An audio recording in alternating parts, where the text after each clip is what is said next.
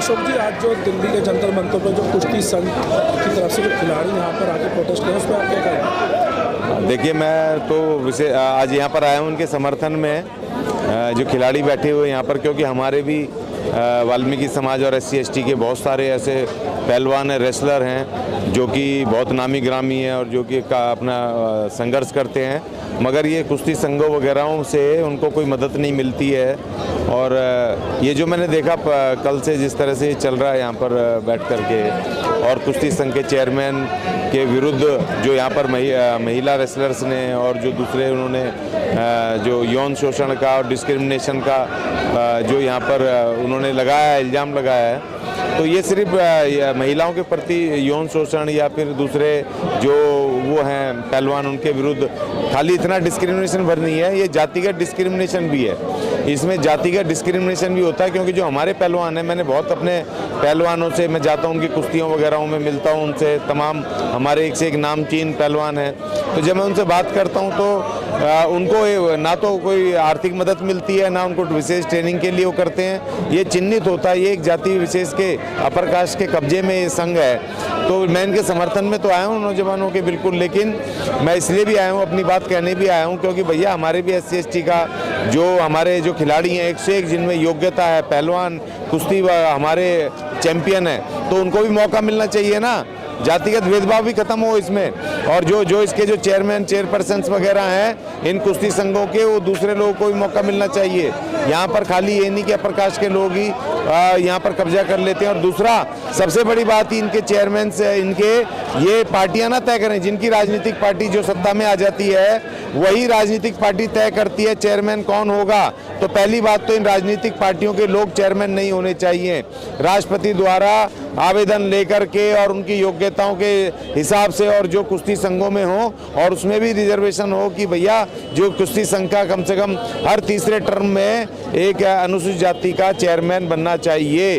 क्योंकि जो फंड्स आते हैं, हजारों करोड़ का जो फंड आता है, वो ना उनको डाइट मिलती है, ना उनको ट्रेनिंग मिलती है, हमारे लोगों को ना कुछ मिलता है। तो ये महिलाओं और SC/ST के विरुद्ध जो डिस्क्रिमिनेशंस होते हैं, जो उनके खिलाफ इस तरह के यहाँ पर भेदभाव होते हैं, तो उनके विरुद्ध भी मैं आवाज़ उठाने यहाँ पर आया हूँ कि भैया यहाँ पर हमारे लोगों को भी, हमारे पहलवानों को भी मौका मिले, उनको भी पैसे मिले। और दूसरी बात ये, इनाम में भी डिस्क्रिमिनेशन होता है।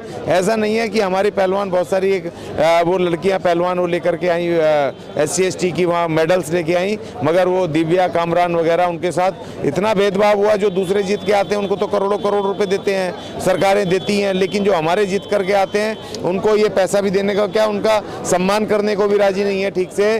तो इसीलिए इस तरह की जो ये डिस्क्रिमिनेशन है, भेदभाव है जातिगत, मैं उसको भी यहाँ पर, उसके भी खिलाफ यहाँ पर आया हूँ और इन पहलवानों के समर्थन में हूँ। और ये जो राजनीतिक पार्टियाँ अपने जो लोगों को, एजेंटों को बिठा देती हैं वहाँ पर, मैं उसके विरुद्ध करने आया। उसका पूरी तरह से वो होना चाहिए, इलेक्टेड सिस्टम होना चाहिए इसके, इन संघों के चेयरमैन वगैरह कमेटियाँ चुनने के लिए भी, ये मेरा कहना है। हमने देखा कि इतना विरोध हो रहा है खिलाड़ियों के द्वारा, उसके बावजूद भी अभी भी बने हुए हैं। क्या कारण है कि सरकार अभी तक कोई एक्शन नहीं ले रही है उनके खिलाफ? देखिए, सरकार जो है, उनके अपने लोग, उनकी भी अपनी जब एक बना तो देते हैं, लेकिन उसके बाद उनको भी डर होता है बगावत का। और ऐसा नहीं है कि ये तमाम लोग जो यहाँ पर बैठे हैं नौजवान को गलत कह रहे हैं। यहाँ पर लड़कियाँ ऐसे ऐसे इल्ज़ाम लगा रही हैं, सब चीज़ें कर रही हैं, और वो उनको खुद अपने आप, जब इतना इल्ज़ाम लग गया, जब महिला खिलाड़ी जब यहाँ पर वो इल्ज़ाम लगा रही हैं, यौन शोषण तक का इल्ज़ाम लगा रही हैं, तो अब तो उनको खुद को, चेयरमैन को अपने आप रिजाइन कर देना चाहिए था, अपने आप रिजाइन करके जाना चाहिए था। लेकिन उसकी जगह वो फिर दोबारा से किसी अपने आदमी को बिठा देंगे। मसला इतना भर नहीं है, मसला ये है कि आप उस व्यवस्था को, पुरानी जो ढर्रा है, उस उनका कुश्ती संघों का काम करने का जो तौर तरीका है, उनकी कमेटियों का, उनको चेयरमैनों का काम करने का तरीका है, उसको कैसे बदलोगे? उसको भी तो बदलना है।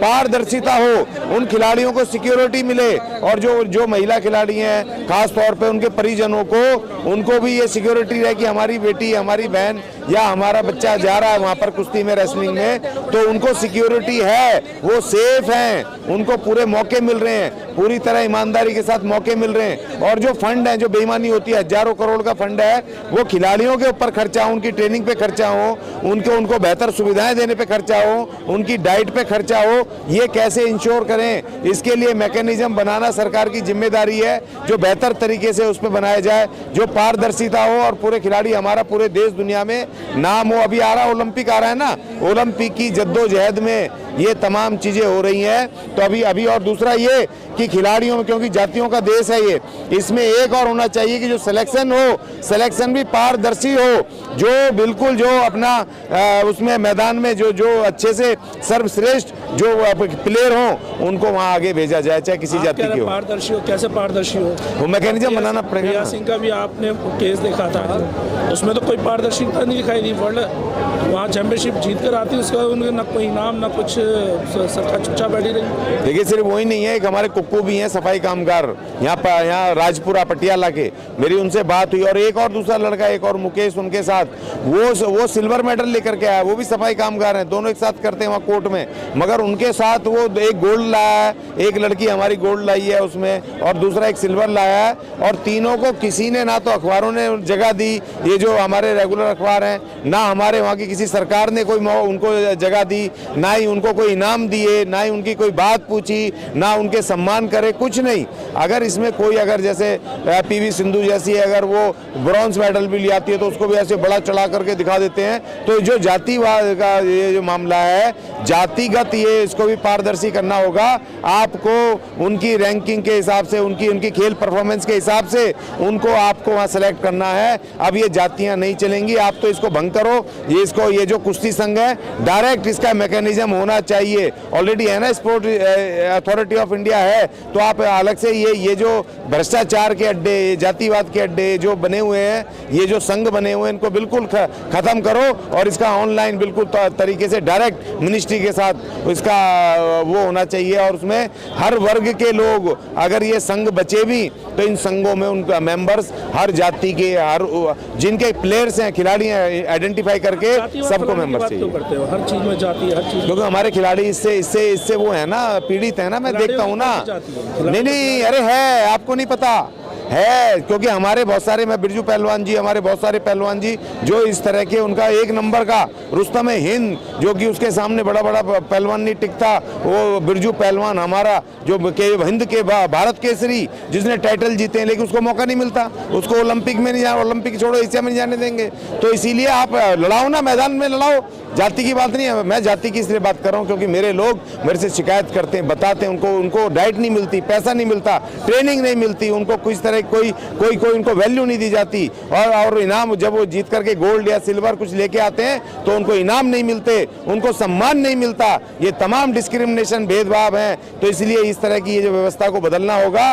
और भारत को अगर मजबूत करना है, ओलंपिक में मजबूत दावेदारी देनी है, या जिस भी आगे खेलों में देश दुनिया के, तो अपने योग्य लोगों को भेजना होगा। पहले सरकार जाति खत्म करे, पहले इस व्यवस्था में जाति खत्म हो, तो हम भी खत्म कर देंगे। इसमें कोई बड़ी बात नहीं। योग्यता ही नहीं साबित कर पाते तो कौन सी जाति को?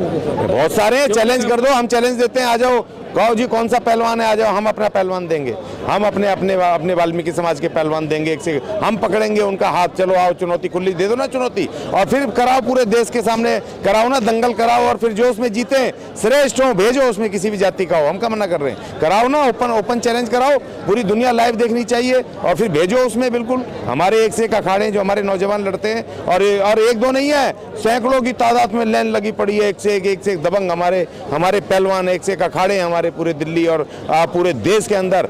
आपका दो चुनौती दो, बताओ तुम्हारा कौन सा सर्वश्रेष्ठ पहलवान है, हम लड़ेंगे, हमारे पहलवान लड़ेंगे, और जो जीते भेजो उसको, हम नहीं मना कर रहे। पहले अपना खुद जातिवाद खत्म करो, फिर उसके बाद, हम तो भैया पीड़ित हैं जातिवाद से, इसलिए जाति की बात कहते हैं, लेकिन आप तो उस जातिवाद के बेनिफिशियरी हो, आपने उसके लाभ उठाए जातिवाद के, तो इसलिए जाति तुम्हें खत्म करनी पड़ेगी, हमें नहीं। हम भी खत्म करेंगे, पहले तुम खत्म कर दो, फिर हम कर देंगे।